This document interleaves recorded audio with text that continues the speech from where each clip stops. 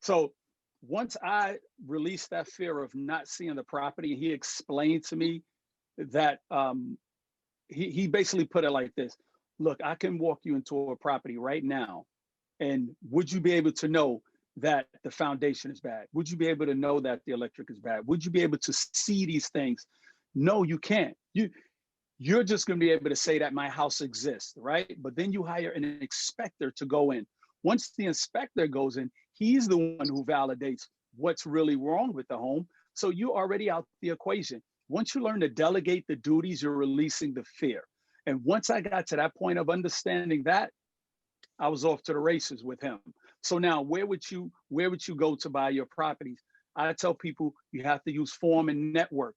If you're not fortunate to get a mentor like I did, which you eventually will, there's a form called, excuse me, my little drive. There's a form called biggerpockets.com. Biggerpockets.com is where us investors, especially out-of-state investors, hang out. When I discovered that place, it was like heaven sent. You know, we all talk about what's the new market, where to invest in, who not to use as property management companies, who to use, who's giving out the best rates, private money, this and that. And then what you do is you take your relationship from the social media world to offline, and then you guys start to communicate. So where would you invest would really be based on building that relationship. But, you know, but I'm going to throw this in there also, like I have to. My course details these steps. My course details you. I have a full course on biggerpockets.com. I have a course completely designed on how to find properties. And my business model, being an out-of-state investor, I have a thing called instant cash flow. When I buy properties, I don't buy properties that I have to fix, flip, or try to find tenants.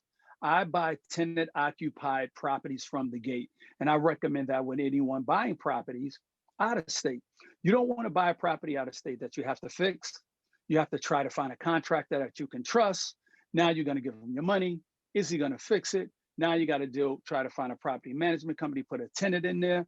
That could be months and months on end. But what if you just bought a property that has a tenant in there? Now you relieve yourself of having to worry about, is this property habitable? Of course it is. Someone's living there. So now you know, okay, cool. I buy that. I'm walking into rent. Now this is where you do your due diligence and you find the right property management company. So for example, I give you a breakdown of how I find a company. Yeah, I'm going to take me a drink because I'm drying. No, go ahead. Real quick. All right, thanks, gents. No, now this is what I normally do. Now, finding the areas, of course, I would network on finding how my areas work by creating those, by talking to other people in my network. And also, there are other tools you can use. Like there's a place called bestplaces.net. In my course, I give you all of these websites that break down the demographics as far as political and race. It breaks down the construction that's going on in the area. It breaks down the school. It breaks down how much money is allocated per student per school. It breaks down how many jobs are left the area. It breaks down how many jobs are coming to the area. And that's on Best Places? Bestplaces.net. That's one of the websites, but I give you about 5. You know what I mean? Like all of this stuff is literally, and believe you me, I'm telling you this because I'm not trying to push my course. It's because my course is the one that I know of that's out of state investing. I search. Maybe there's more out there, but I'm not telling you just to buy out of state. I'm giving you like soup to nuts, everything that I've learned doing this. So you can literally hit play and you can all the way at the end, you can find out, you can find yourself buying that property. And when for those that follow me at, Storm Management Investment on Instagram, if you go back on my timeline, I used to do this for free. I used to teach for free because I didn't want to charge anyone until I mastered this. You can literally go back and see everyone I was teaching, and we're at the closing signing their property out of state. They never seen them. They never seen them before, but they're signing off. And you know what they're saying in the videos and everything? I'm ready for my next one because I teach them how to release the fear. I teach them how to do the numbers. I teach them that, look, we only doing this for 5 years. I have a thing that's called the 5-year rule. You know, we don't keep a property past 5 years. We buying the property, which kind of freaks a lot of investors out. They go, yo, why only 5 years? You know, quick. quick synopsis of why you only keep a property for 5 years. Let's say you buy the property and you follow in the format. You buy in a property that's tenant occupied, preferably Section 8, which is my business model. Section 8, out of, let's say my 18 properties now, 15 of them are Section 8. My max was 24 properties. You know, I sold a few in Milwaukee, but, you know, we'd go into why later. Now, the whole thing with Section 8 is, Section 8 in New York and a lot of states, we know they could tear your place down. Everybody's on top of each other. But think about those other places. There's Section 8 where people have manicured lawns. They're not on top of each other. These are people who work and they just need a little bit of government assistance. They're paying either 40% or 50% of the Section 8. Some people, their Section 8 is paying 100%. Like I have those properties. In my course, I show you my Section 8s. I show you how it looks. I show you pictures of the inside and make you go, what? That's a Section 8? And the reason why, because remember, we're into this because we want instant cash flow. So we're buying a property, we're getting Section 8. So soon as we sign on that closing, we're automatically getting money because we're prorated. Let's say we bought the property in the middle of the month. Once we sign, we're prorated that money for the month. They owe us 2 weeks. So I'm signing, I'm getting that prorated. And now Section 8, Sorry, let me ask you. So theoretically, right, for out-of-state deal, you could actually look, well, I guess, contact a realtor in another state and ask for a turnkey property with a Section 8 tenant? Yes. So now here's the terminology with turnkey. Turnkey property is a property that you're buying, ready to buy, that like, let's say it doesn't have a tenant. Like tenant occupied properties are tenant occupied. Turnkey is ready to rent. Got it. Okay. See what I'm saying? Turnkey ready to rent, tenant occupies a tenant in there. So also in my course, I tell you how to navigate because I don't like dealing with realtors too much. You know, I deal with wholesalers and I teach you how to navigate those waters because when a realtor gets their hand on a property and it's on MLS, when a deal hits the MLS, it's no longer a deal. It's no longer a deal. You know, that property that was $60,000, let's say the property next door got renovated and sold for 100. Person next door, they want 60, but a realtor comes along and go, hey, you know, the property next door sold for 100,000, right? Right. Really? So now they're thinking they could get 100 when no, you can't. The property next door was renovated. That's why they got 100. Your property is going to take me $40,000 to make it get to 100. So your property is worth around $60,000. You see what I mean? It's not worth 100. Then I put 40 in to make it look like the 100. Now it's 140. Will the comps in that area rise up to 140? It may or may not, but why would you take that risk? You know? So now, let's say you get that property with the Section 8, the Section 8 tenant, you got that cash flow coming in. So here's the key thing with this. If that tenant, let's say, for example, like when COVID hit, everyone now who's not getting rent, they're in a tough spot and I have a lot of investor friends who are not getting rent. But let's say that Section 8, he's only paying 50%. Section 8 paying 50, the tenant has to pay 50.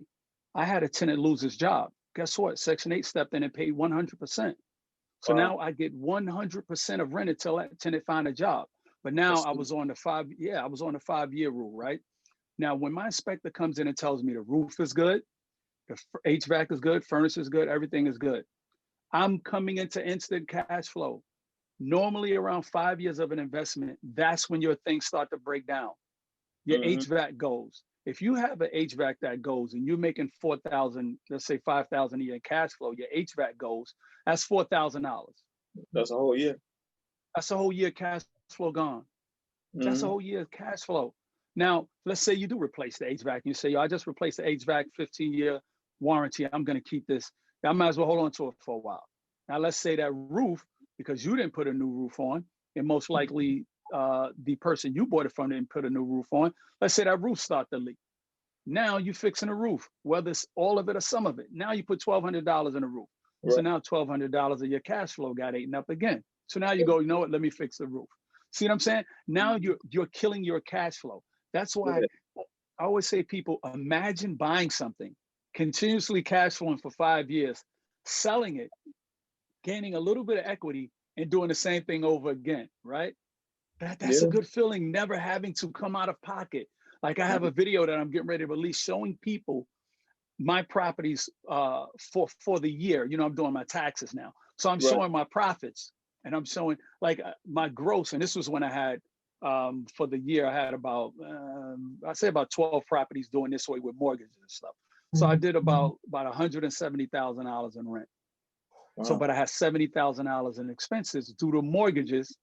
But when I show you my repair line, when you see how much money I spent on repairs for a year with over 10 properties, Hmm. less than $10,000. Wow. That's amazing. Now, think about having over 10 properties and you're only spending maybe $10,000. There's dudes who can show you, yo, I had to fix the HVAC, I had to Hmm. do this, I had to do that. Yo, I spent $30,000 in repair. I'm like, Right. dude, I'm nowhere near that. So I'm profiting over $100,000 after everything is paid. And Over you and know, over. over and over. And some investors who invest in real estate, who are not long distance investors, and I have a bunch of them, good friends of mine. But think about this. Think about laying there, choosing not having to do anything for a full year, and you made over $100,000. You didn't have to pick up a rent check. You ain't have to argue with a tenant. You ain't have to evict nobody, go to eviction court. Right. You ain't have to do nothing. If somebody said, I'm gonna give you $100,000 every year to stay alive, Sign me up. Sign that's me what up. happened to me. That's No, what that's happened to sweet. me. You feel me? No, that's dope. Let me ask you. All right. So a rent, tenant occupied, rent ready, out of state, right? Mhm. Property manager. How much would a property manager charge? There you go. Good question. Good question. Good question. Now, normal property management fees are anywhere from 8 to 12%, right? Okay. But if you're coming in as an investor, you always could get 10%. That's like, you can get that. But as an investor, with me addressing property management companies, and I tell anyone who's going to be an investor out of state, what you tell them is, I'm an out of state investor. I'm going to be bringing you more units. Let's work out a number. But automatically, they're going to want those deals. So all of mine are 8%. I get 8% across the board, you know, and Right. I don't use one property management company. Like in Alabama, I think I have anywhere, I have like 8 to 10 or something like that. I divided my properties amongst 3 property management companies. You know, the reason being is because you don't want to have all 10 of your properties with one property management company. And now they start, let's say, overlooking their responsibilities. They might start selling homes. They might get too busy. They might come to you and start throwing in some fees. And now you got to try to move 10 properties at one time. So what I Right. do is find 3 good ones. And now if one start acting funny, I can move 4 from him over to my other guy who might have 4, or the other guy who only has 2. You see what I Mm. mean? And when you Yeah. have that kind of power and leverage against them, and they say, well, you know, 10 properties, we're gonna have to raise the fee by a little bit. You go, okay, well, I'm moving them. Wait, well, see, now the negotiation starts because they don't want to lose that money. You see Right. what I mean? So when I also teach in my course how to navigate that, how to find property management companies. I have a section on how to vet property management companies. I used to teach 4 students a month, right? I used to Mhm. teach 4 students a month, 5-week classes on everything about out of state investing. And then my classes, once my first video got posted to a great guy, his name is Ash Cash. Ash Cash, he does all financial stuff. He posted my first video, my classes, literally, as this was in December. I was booked from January to April. Everybody wanted my class. And it was like 4 people, because I only wanted to do 4 because I wanted to give people that special attention and we could talk. But Right. once it got crazy, I said, you know what? I have to take these classes that I'm recording and I automated them into the course. So my course is all videos, Mm. the class, and I give homework. Like I literally give you homework in the class and in the course where you must submit me your homework. And I check people Well, homework. And if you don't submit your homework, then you're not going to get to the next course. I mean, to the next lesson. Like I hold you accountable. You can easily say, you know what?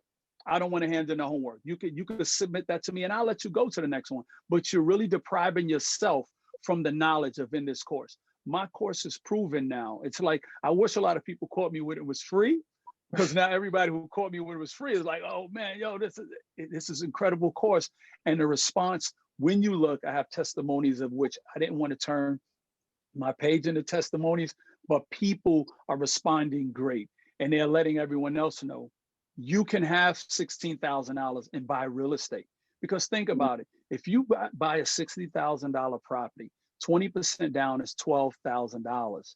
Let's throw in another 3,000 for fees. That's 16,000 for your first property.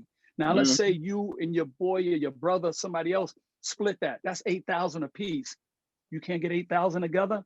You know what I mean? To start investing out of state. Like, I want to talk to those that are really the forgotten ones.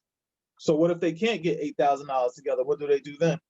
Okay, here's a great example. If you can't get $8,000 together, and I just had this conversation because a friend of mine, we know someone that passed away. Somebody passed away, didn't have life insurance. Guess what we did? We all got together and got our $8,000 together. We got $8,000 together to put that in the ground, to put that person in the ground, and our money went. Now imagine if we'd have got together and said, "Yo, let's get 8,000 together and go start buying out of state real estate." You know what I mean? So my thing when people say, "Yo, I can't," well, if you can't get $8,000 together, you have a way to pool and network with people where somebody has good credit. And guess what? Somebody has good credit. Cool. Get the mortgage. Get a business line of credit. Do something. You know what I mean? The furthest that you will get with I can't is because you're stopping yourself. You know, I did a video that says, change your language and you will change your situation. Absolutely. Change your language and you would change the situation. When you go from, yo, I can't get this done to, how do I get this done? You feel me? We change our language. If we go from, yo, I got these new J's, I got to go get these new J's, to, yo, I got to get this new business line of credit somehow, some way, you start changing that. You start changing everything that we start saying at the denial of putting this wall in front of you to how do I navigate around the wall? And that comes with first changing how you speak and how you talk. That even might involve the people around you with how they communicate. Like I have friends and you know, they still might talk about, you know, yo, this short, this, or I was at this spot, this and that. And for me, I go, you know what? I hear you, but I can't relate. Right. Disrespect. But I easily tell them, you know, hold on, I got another call. Yo, that's my mom's. I gotta hit you back. You feel me? On that note, I want to go on a tangent on changing your language on how you talk. What's something that's inspired you lately, or something you read that you want to tell our audience about? Oh man, like, and I hate referring back to this because I got to refer back to what I teach people. One of my main principles when I first started teaching people was I wanted them to change their language. And the way that I could get you to change your language was to get you to read and think differently. So I have a complete lesson designed on audio books, audio training. And I tell people, you just can't give somebody an audio book and tell them read this and go be great. That's not how it works. What I did was I gave you assignments engineered with the audio book to make you be forced to listen. Because what I say is I give you homework. And the homework is find me 5 quotes. Find me something that spoke to you in this audiobook. So now they know, okay, if I want to get past the assignment, I need to pay close attention because there's things in here that's going to be said that I'm going to need to move to the next court, to the next lesson. So I'm forcing you to kind of intensely listen. But when you hear it, you're going to go, wow, that moved me. Right. So that language, sorry, real quick, let me just answer his question. So what I heard was a different language and it moved me. And now I'm going to listen purposefully instead of being forced to listen. So for me personally, I have quotes that move me: money before mentor, get someone else to do something that you can't do, pay for that, find the right partner and you'll be rich. Those kind of things. Sorry. No, you're good. That was great. Do you have any the audiobooks that you're recommending? Are they your audiobooks or are there like books out there, like, so for instance, the 4-Hour Work Week or something like that? Yeah. No, there are books that are already out there, right? Okay. But there are books that are already out there, but there are books that you have to read in succession. Like people tend to say, you know what, I want to learn about real estate, and they go buy the biggest real estate investment book that speaks all this language that you're not ready for, and then they're turned off. They go, that's it, ain't for me. I'm never gonna be able to do this, man. No. Like I did the hard work, so you don't have to. I know the orders of the books, and I give them to my students in the right order, and I tell them, don't jump ahead to this one. Read this. This speaks your language. And then once they read that, they go, oh, yo, that was so simple. Then I give them the next one. Then I give them the assignments. And slowly, as they find themselves moving on to the next one, they automatically say to me and go, I know what you were doing. I get it now. You know, because some people will automatically grab this one thing and it's way above their head. So I Right. do things purposefully in a way that won't turn you off from it. No, it makes sense.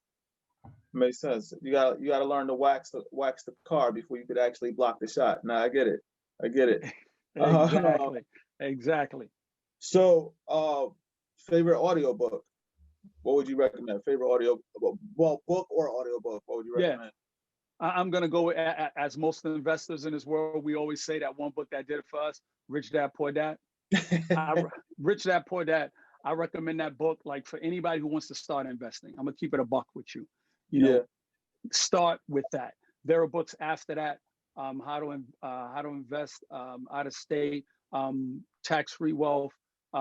There's so many that I can give you Mhm. that, you know what I mean? But I don't want to start throwing them, because then you know what people do? Right. They read them out of order.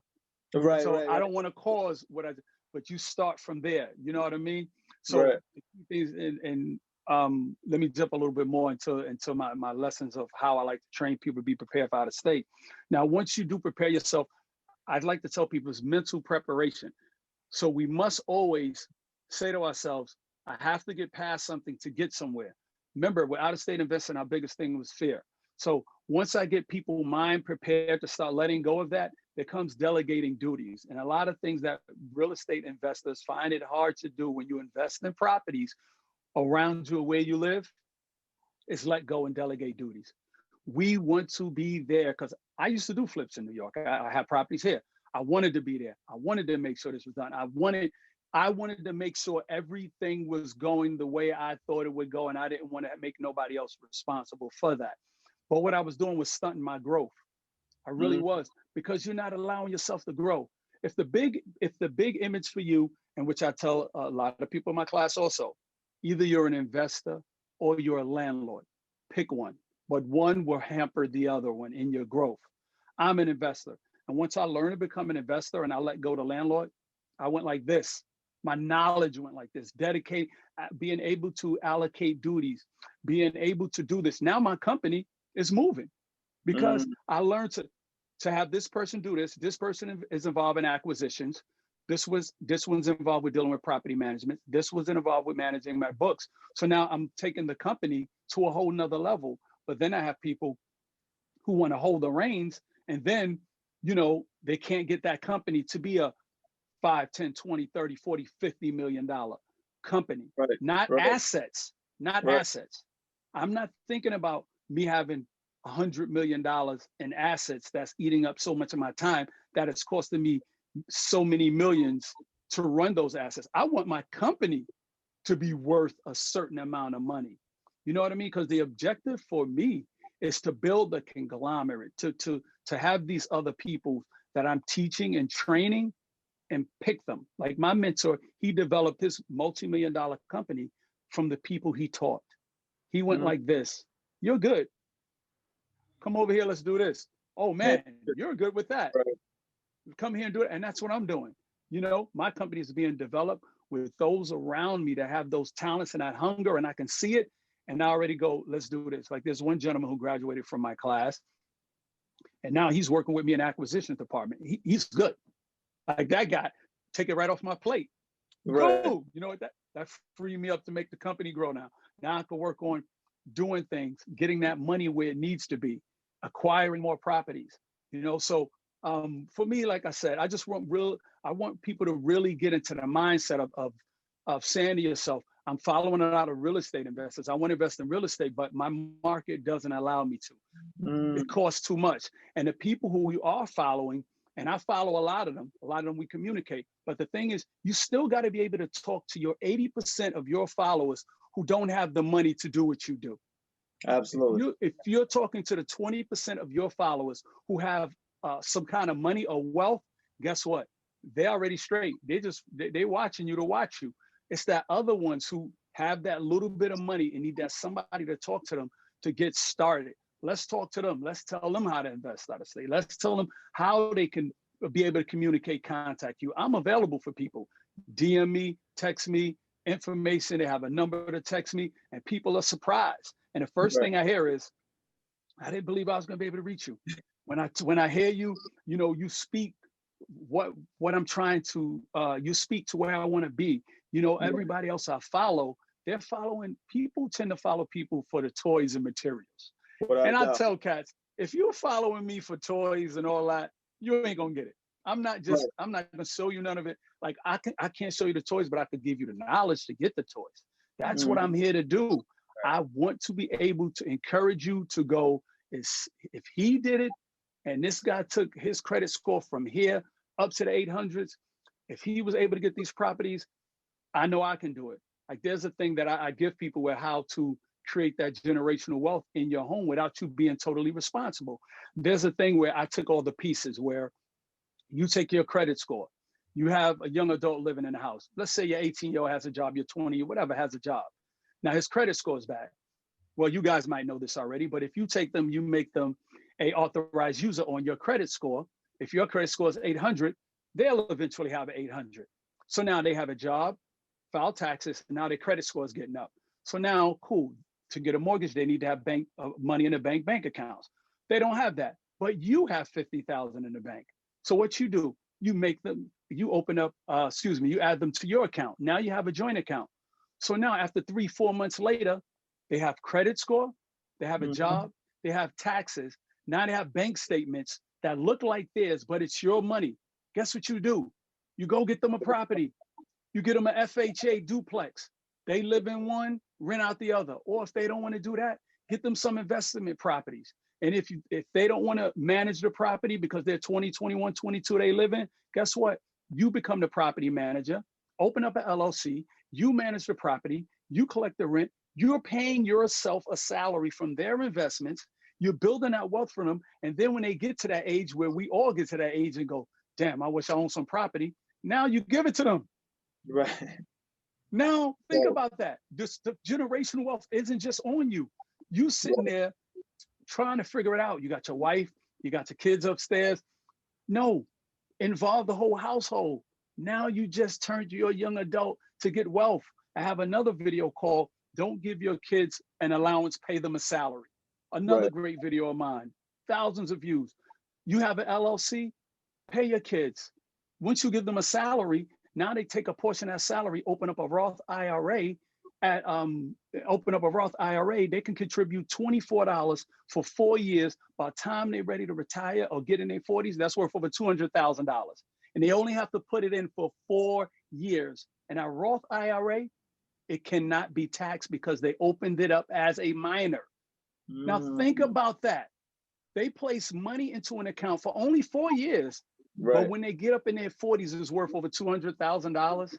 You mean you can't, why would you give your kids an allowance so you can do this? We're talking 8 years old, 9, 10, 11, 12. And what you can do, because you have a home office, what you can do is you could pay them to do chores. Just like you would hire a housekeeper, hire your kid to be a housekeeper. What they doing?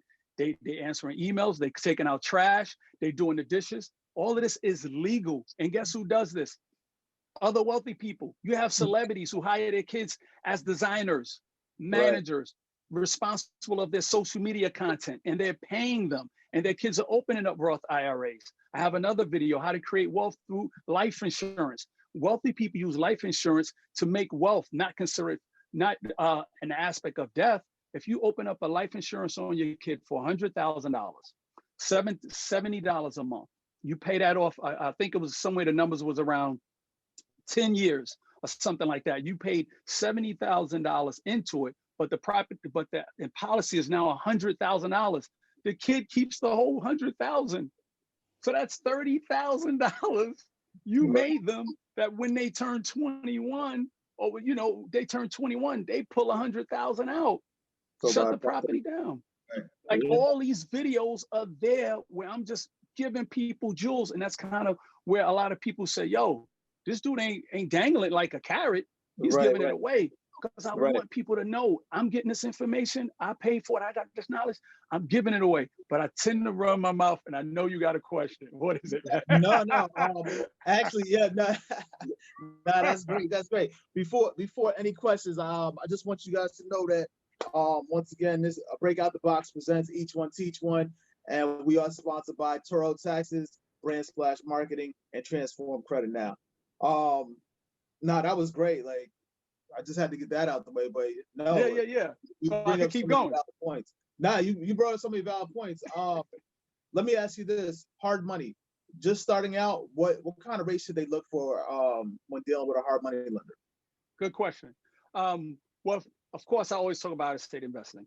But now the key is if you're new to investing, of course, you want to do mortgages. You want to get those mortgages under your belt. Like for me, I have like 5 mortgages, right? So I was able to get those mortgages in the early beginning because I didn't have any properties. But now, once you do get to the phase, because a bank's job is to make sure you become a homeowner, not an investor, right? Right. So I tell people, when you get your mortgage for your, if you're going to obtain your first property as an investor and you're going to do a mortgage, try to get 2 or 3 properties off of that one credit pull. Because if you do that one credit pull, you get you 3 properties before that property hit. You want to try to get 3. So when it does hit, you had 3 properties hit at one time, and now you're straight. You're not worrying about it, because if you get one investment property, what a bank will do, and I'm gonna definitely tap back in the hard money. I'm gonna try to enlighten people on how to make the most out of doing your first property. Once you get that first investment property, and you say, all right, I want to hit a bank again and do this again with an investment property. A bank will not consider your rent as part of the cash flow. So now, once you got that investment property that's $80,000 and you got another primary residence, they're going to look at your salary to be responsible for paying for the investment property's mortgage. But you're saying, I'm collecting rent. Now, we don't look at that.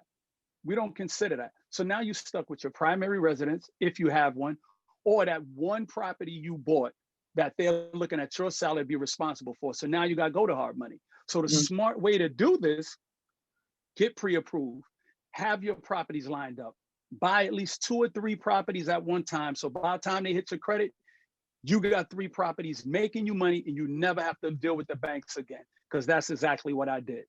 So now, let me ask you. Sorry to interrupt you. So you get pre-approved for 350,000, right? Yeah. You get pre-approved for 350,000.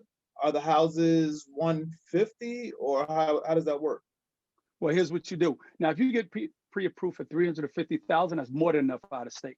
But out of state, you can approve for 150,000. You great. 100,000. You great. You know what I mean? So now, right, that's the out of state market. So now, once you get pre-approved with one property, you find that property, get it under contract, and now once that bank starts doing the numbers on that property, that closing is going to take at least a month. So you're done. You're moving from that, and you're immediately getting your next property lined up, which you should be already. If you're doing deals and you want to be an investor, you should already be learning how to do your numbers and your ROI on your return on investments.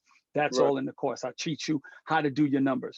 So now once the bank takes that and they're like, okay, closings take a while. You could delay the closing 45 days. Find you another property. Once you find another bank, they're gonna pull your credit. But here's the thing: when you get your credit pulled for mortgages, they don't consider all of those pulls because it's mortgage based. Right. So they don't say you got. There you go. You feel me? So now I went to another bank, got another pull. I got me another property. Y'all got it inspected, everything cool. Now they doing a contract. When's my closing? Cool, 30 days. I'm going to do another one. Boom, pull the credit, mortgage pull, no big deal. Found another one. Boom, all of them are going to fall in. They already pulled the mortgages. They already pulled the credits. None of these mortgages are showing. So now, guess what? I close. Boop, that's not going to show for 30 days. I close. Boop, that's not going to show for 30 days. I close. Boop. Now, by the time they hit, guess what? I got 3 properties. Right. So now, cool. Now I'm going to hard money. And they're all rental. And they all rental, and I'm cash flowing. I'm cash flowing. That's genius. You feel me? So now let's go to the hard money. So now hard money, the rates, which I tell people this also, those that follow me know one of my favorite sayings are, we don't worry about the dollars falling on the floor. We came in for the bundles on the shelf. You see people rob a bank, they went in there for the bundles. Any money falling on the floor, we don't care about that. So if we end up getting a rate with the rates with a bank, which a lot of people confuse, they think when a bank rate, oh man, the bank is giving you a 1.4, 2.3, 3.5. Yeah, that's for primary residence. Right. Investment property, 4 or 5. Right. You know what I mean? So let's get those rates straight. So now you got a 4 or 5. If you're doing hard money, what you gonna get, a 6 or 7? Let's say that's a $30 difference, $60 difference. Okay, pay the $60 because you're not worried about the dollars falling on the floor. You came in for that bundle. Why would you hesitate to pay somebody $60 more if you're going to be cash flowing $300, $400, $500, $600, and you have a property that you're going to be writing off as the property manager doing your taxes, because that property management company, you're contracting them to work for yours. So any expenses or repairs they do, I know I'm giving up the G. So repairs they do, you writing that off. And all of these techniques are in my course where I'm giving you all of the G. That's why I tell people, listen, a lot of cats, well, let me stay focused before I go on that note. So now, once you do that hard money deal, you only need to have a 640 credit score with hard money anyway. So once you got that 640, you're doing that all day. But here's where partnering comes into play. Let's say, which my mentor told me, I was doing hard monies all day, knocking them down, duplexes, quads. I was like, damn, let me partner up with somebody. I got a partner. My partner got a fresh credit score and own no property. Right. So that's what we do. We get we do the 1, 2, 3. Right. That makes sense. We do the 1, 2, 3 again. Pre-approved, 1 property. Find another one. Let's get that one. Now, guess what? They got 3 properties. And guess what? We partnered. So get a piece of that property. We do all our paperwork together. When you're doing businesses and partnerships with someone, we always know how business is going to start. But the best way is to always figure out how's this business going to end. Absolutely. That's the way you need to come into a partnership. So we get our partnerships, our contracts drawn up, we good money. Like I have situations with partners, with properties of mine, where certain properties at certain costs, I have a life insurance towards me. So, and they're the beneficiary of the life insurance. For example, let's say if a property is $200,000, we own our property together. Something happens to me, I pass away. They don't want to work with my estate. So now my life insurance would pay them out, but the funds come to my estate so they can buy, and now they own the property outright. They don't have to try to scramble to get 100, 150,000 to buy me out. My life insurance policy pays them out, but that money comes to my estate to buy the property. You get it? Got it. Your life insurance will pay. So I get the part that the life insurance is going to pay them, but you're saying it goes to your estate to buy the property. Okay, let me give you me and you partners on a deal. We have a house, 300,000. So now, okay, I open up a life insurance. The life insurance, you're the benefactor of the policy. Something happens to me. Now, also, this is all done in an operating agreement with the company, all this and that. So now I pass away. You need 150,000. My life insurance policy was for $150,000 or $200,000, whatever it is. Now that money doesn't get paid out to you because it states that you're the beneficiary, but that money is to be used to purchase my end of the property. So that money that you're gonna get, it buys my half out. You don't have to try to find 150,000. So now the 150,000 just get paid to my estate, and now they sign you over the property. Now you own it. There you go. Just that simple. A $50 policy saves everyone, because think about it. If me and you partners and I pass away and my estate is going, yeah, you could buy us half 150. You're going, yo, I don't have 150. Well, we want to sell the property. Now there's friction. I want to sell the property. Well, I will still want you to benefit off the property. Why not just get a $20, $30 policy? Which could be paid from the rent roll anyway. See, you already know. Like, I didn't even have to go to where the $50 is going to come from. That's coming from our cash flow. Right. Understand, this is how they do business. This is what I'm trying to bring into our circle. This is how we should do business. Why am I going to take that property and force you to sell it and take away from your generational wealth? Mm-hmm. Mm-hmm. That, For that, me, Just talking that's about amazing. other people's money. this is what we do. This is Got it. what we have to learn to do. This is Right. why, for me, I focus on the trust. You know, the general, like I can only give the jewels. I can't force people to enact them and do them. But I'm, Right. as you can see, as we talk, like just more and more of all my teachings and all my stuff just comes back and like, okay, all right, let me give them this. Let me give y'all that. Like Right. there's other techniques. Like let me jump in back into this one. Matter of fact, with the partnering, with the hard money you were speaking about. So now once I get a partner and my partner do the 3-house deal, now we're doing the hard money. So now I have a partner. So let's say my partner, we want to do more deals. Now remember, I was doing all the hard money deals myself for 60,000 unit, 18,000. But now me and my partner, we could get bigger units. We could go 4, 5, 6. Now once people see me and you partnering, guess what? Now you got somebody else who says, yeah, I want to get in. Oh, really? Okay, cool. Now somebody else want to get in because they see our system is working. So now Right. we're partnering on individual deals, individual LLC deals. And then what we do, we get in the 8-plex, Mhm. 8-plex unit. We get in the Right. 16, we going 20, Right. we going Yeah. 40. And now I teach people how to do acquisition companies. Acquisition companies, y'all really getting some gems right now. So now what I tell people is you always should create an acquisition company. Acquisition is the company that continuously buys your property, but you never leave it in the property. For example, if you close on a property, your hard money, all your hard money deals, say I'm doing my hard money deals, storm management, right? Which I do. Storm management gets all the hard money. But after the deal closes, that property that's in storm management LLC acquisitions, I now take that, put it into its own LLC, but I continuously do deals with storm management acquisitions. Why? Because he's building credit. He's paying all those mortgages. He has none of the responsibility of the properties because it's no longer deeded to him in the LLC. So question for you. Uh-huh. If you put that property in another LLC, it doesn't trigger the due on clause? No, because we're dealing with hard money. Yeah, that's right. Okay. Makes sense. Makes Yeah, sense. see now we're in the big now that we're expanding into the bigger pool of opportunity and situations. Because once you Right. get into that hard money world, hard money only allows you to close as an entity. They don't do deals with individual. You have to have an Right. LLC.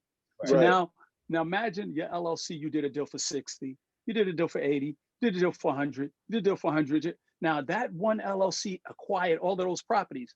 So now when it's time for you to get a line of credit, they go, well, show us what your LLC did. Right. Storm management has acquired 10, 20 units, millions of dollars. That's credit. This is why you don't want to continuously do hard money deals under different LLCs because neither one of them are building up that history. Right.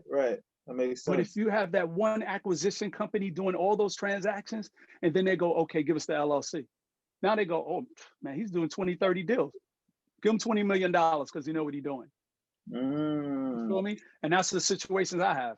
I have hard monies that give me $4 million just to go buy. Really, that's sweet. Let me ask you, with that, all right, so you know how you have the acquisition company and they have a hard line of credit. Can that trade line be used, not used, but can that trade line be used to boost another LLC? Give me an example, boost another LLC. So for instance, since storm management has a credit line of 4 million with A, B, and C funding, A, B, and C funding, right? And Break Out the Box wants to get into not necessarily fix and flips, but they want to get into investing. But they don't necessarily have a history with ABC lending, right? By doing a deal with storm management, would they look at Break Out the Box like, you know what? They also I get it. Can I loan you my line of credit?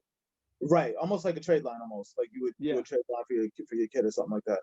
Yeah, no, it's not beneficial like that with hard money. Hard money specifically gives you money to buy properties because now you don't have to continuously call them to do a deal.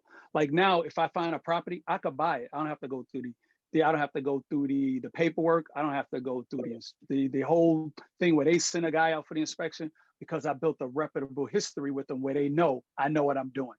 That's what that line of credit is. Well, I could just acquire properties over and over again. Wow. That's what that line of credit is. Do you always deal with the same hard money lender? No, I have different ones I deal with, but those that I'm building a relationship with that can give me that large chunk of money, they see that the work I've been doing as an acquisition company, and them I might target to go, let me get $1 million for 6 months. I got some things I want to do. And then they go, cool, we give you 6 million. We don't start charging you until you use it, or things Wow. of that nature. Or we give you this rate on it for the million. I don't have anything yet, but I got $1 million. That's Right. it. So you take Yeah, that million, you try to find 3 or 4 properties or something, and then do it then all. I just then I'll do it all over again.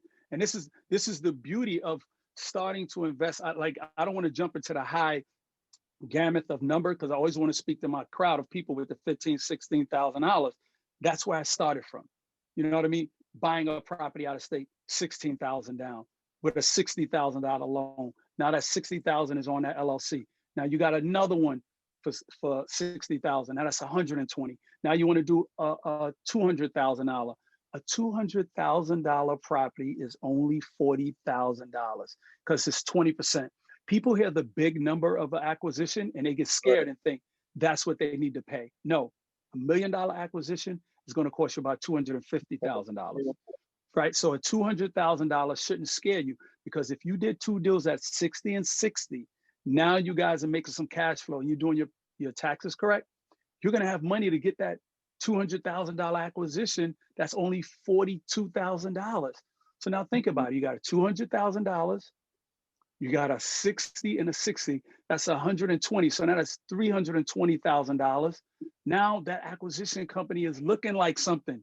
Right. You get 400. Now you got a $500,000 worth of acquisitions. Started because you bought one out of state property with $16,000.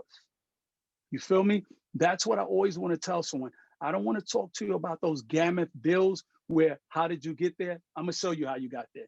You get a tax return. People taxes get about $5,000 tax return, 6, 7,000. Some guy kids get 10,000, 12,000 tax return. Yo, guess what? Take those tax returns, you and your man, go get your first property. Like, there's money. We find money in places when we need it.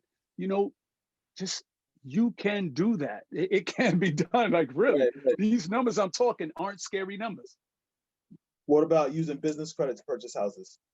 I definitely work with people with that. Like I had a relationship with a company called Fund and Grow, right? Fund and Grow would get a business lines of credit. Now, what they did was they would charge like $1,600. I had a great relationship where they would charge $1,000. They gave you free credit monitoring. Like, I made it my point, once they see my following, what I was doing, you must offer my people something. But then once my people start streamlining through them, they got funny and got shaky and started trying to shake my people down for more money. So I ended my relationship with them. Ended. But I definitely recommend doing business lines of credit. And I'm not, you can go to them, you will get charged a $1,600 rate. If that's what you choose to get charged, you're fine with that. But I will look at it like this. With using a business line of credit, there's a thing called a 1% rule in real estate. I don't know if you guys heard about that. The 1% rule, where, cool, I teach all about that 1%, 2% rule in my course. Of course, it's in the course. 1% rule is we don't start doing numbers with a deal if it doesn't meet the 1% rule. So if a property is $100,000, you need to be getting $1,000 in rent just in order to consider you're making a profit. $100,000 property, $1,000 in rent minimum, because a $100,000 mortgage is about $600. So you're going to be making anywhere between $300 to $400. So that's the 1% rule, right? But let's say you do a business line of credit. Your business line of credit is $20,000. For $20,000, let's say you have to give them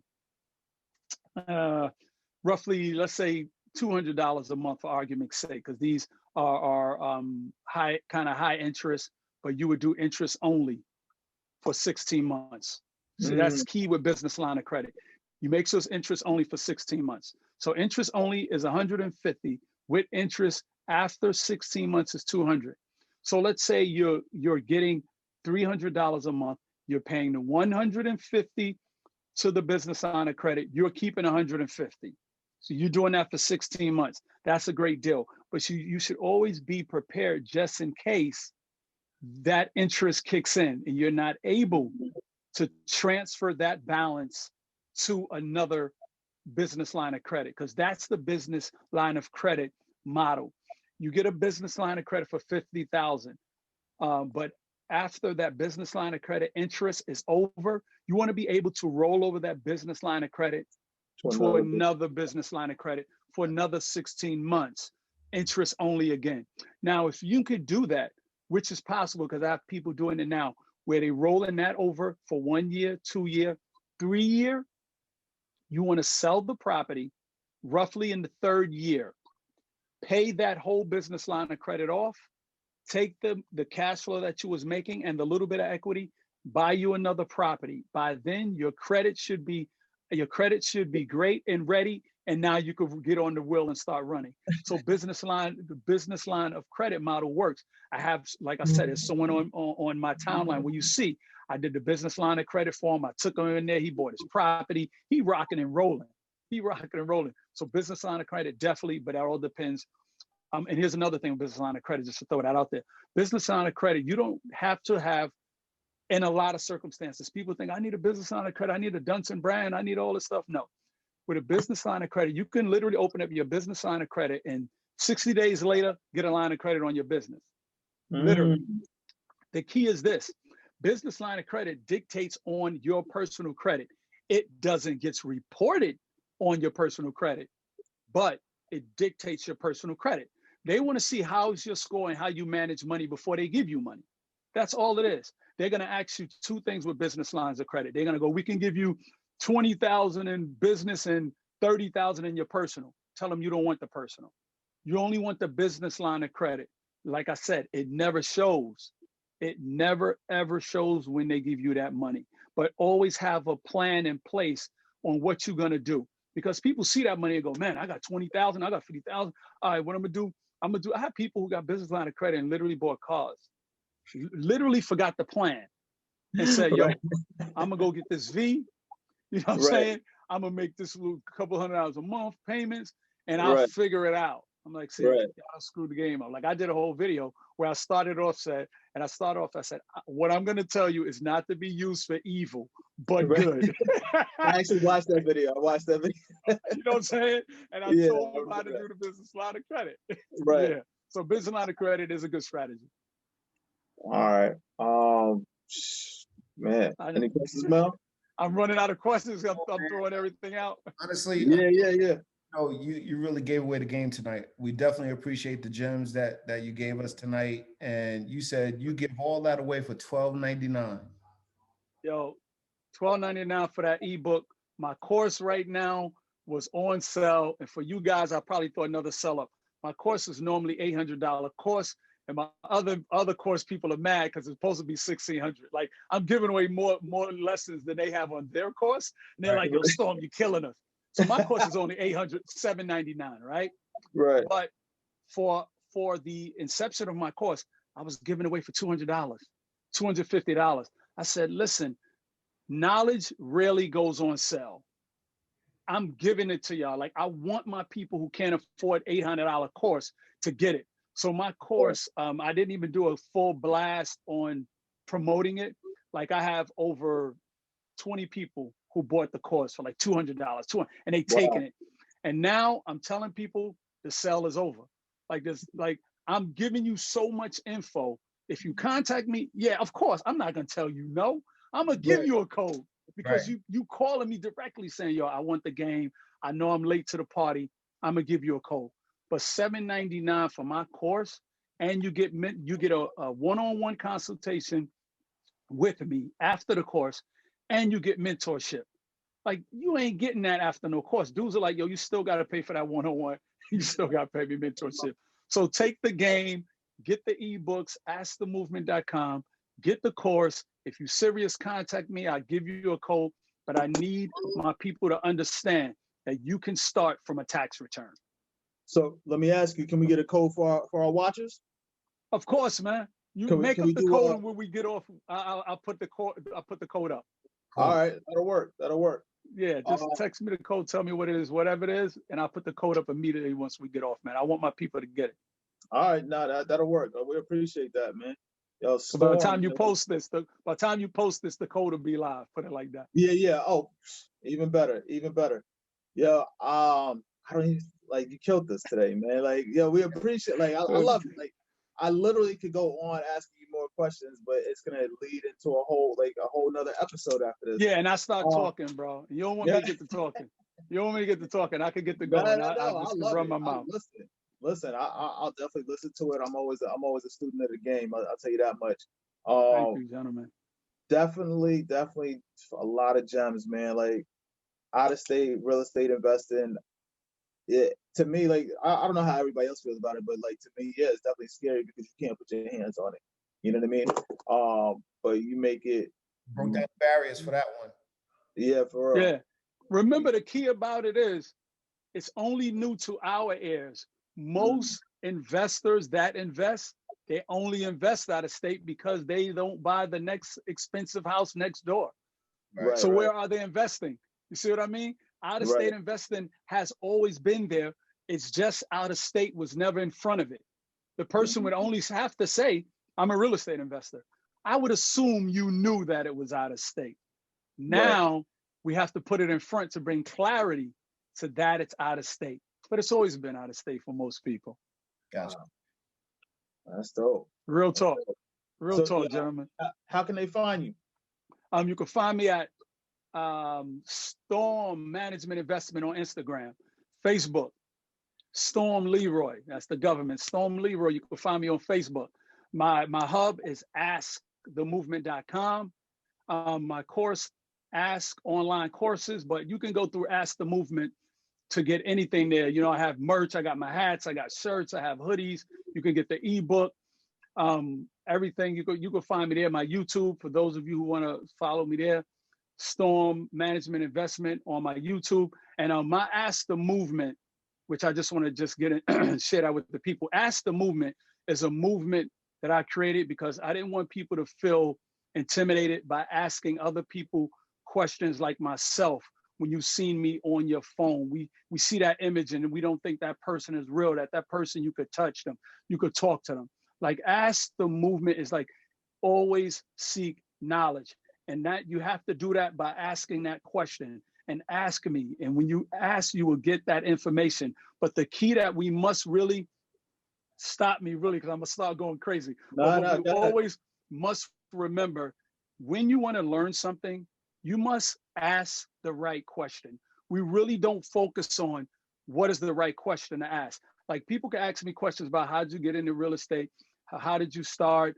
What was your first property? What was your first deal? And I'll answer all those questions. But when that person says, I wanted to invest out of state, but does the population and density of the people being from a downtown area make a difference with my investment? Should I look to investing near transportation or a hub near a mall? When I hear stuff like that, this is what I do. I go, okay, they got my attention. Right. Because that person needs this information because they're trying to change their life. And what I say is really going to dictate where they go from here. And I know that person is going to really take this information and use it. So asking the right question is so important with moving forward. I'm not saying you don't have the right intent with what you want to do, but take time now that you have that person's attention and go, what do I want to ask to help me along this journey? Or what's that question I can ask with this person when they see a message from me and I say, would you mentor me? They would go, of course, because you asked that right question. That's how I got two of my mentors. I asked them the right question and then I said, I kept asking so many questions that they didn't realize they were becoming my mentor. And they said, I think I'm mentoring you now. I said, yeah, because I kept asking the right question. Yeah, right. Pretty much you are.